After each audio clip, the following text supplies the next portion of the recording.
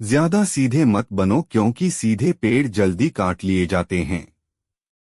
नमस्कार दोस्तों, आप सभी का स्वागत है हमारे इस प्यारे से YouTube चैनल में। दोस्तों, आज की कहानी के माध्यम से आपको कुछ ऐसे तरीके पता चलेंगे जिनसे आप धोखा खाने से खुद को बचा सकते हैं।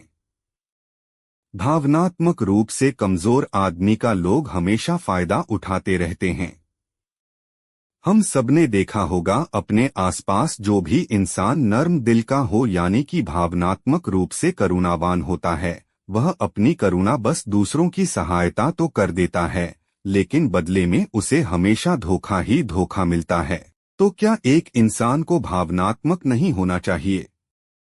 क्या उसे दूसरों पर भरोसा नहीं करना चाहिए? दूसरों की सहायता नहीं करनी चाहिए? क्या करुणावान और संवेदनशील होना गुनाह है? कोई गलती है पाया तो यह जाता है कि कोई संवेदनशील आदमी दिल का अच्छा होता है, दूसरों की सहायता करता है, दूसरों का ख्याल रखता है, दूसरों से प्रेम करता है।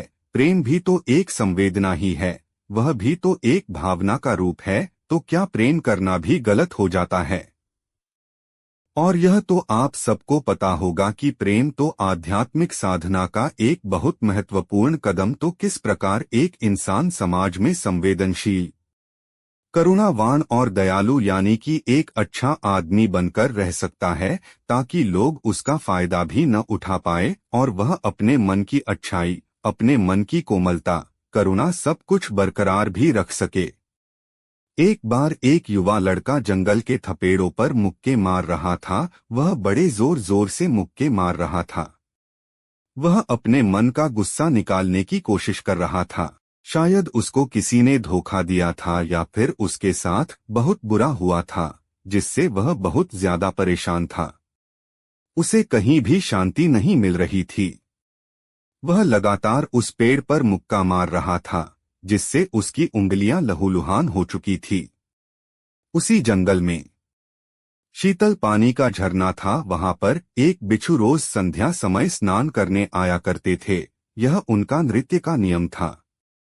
आज जब वह भिक्षु इस रास्ते से स्नान करने के लिए उस जंगल में आया तो उसने उस लड़के की हालत देखी। वह जोर जोर से चीख रहा था, रो रहा था और लगातार मुक्के मारे जा रहा था। उस लड़के के आसपास कोई मौजूद नहीं था। इससे उस भिक्षु को उस युवक की चिंता होने लगी।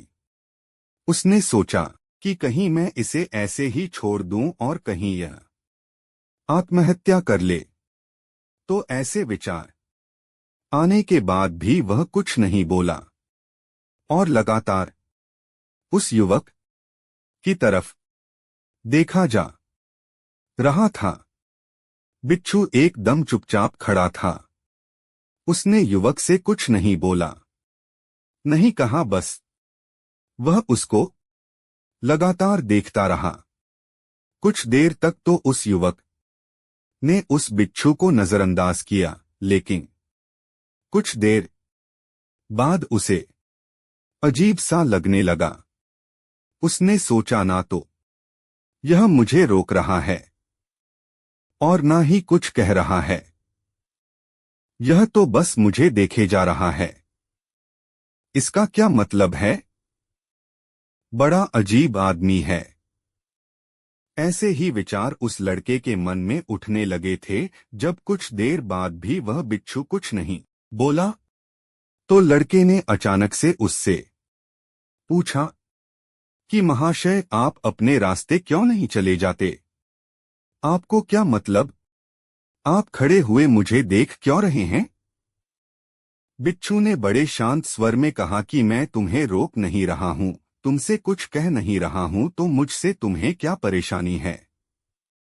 मेरे ही तरह है यह पेड़ पौधे, यह पक्षी, यह सब तुम्हें तो देख ही रहे हैं। जब इनसे तुम्हें कोई परेशानी नहीं है तो मुझसे क्यों परेशानी है? यह सुनकर और लड़का जोर से चीख कर बोला, मुझे सबसे परेशानी है, मैं सबसे नफरत करता हूं, यहाँ पर सब धोखेबाज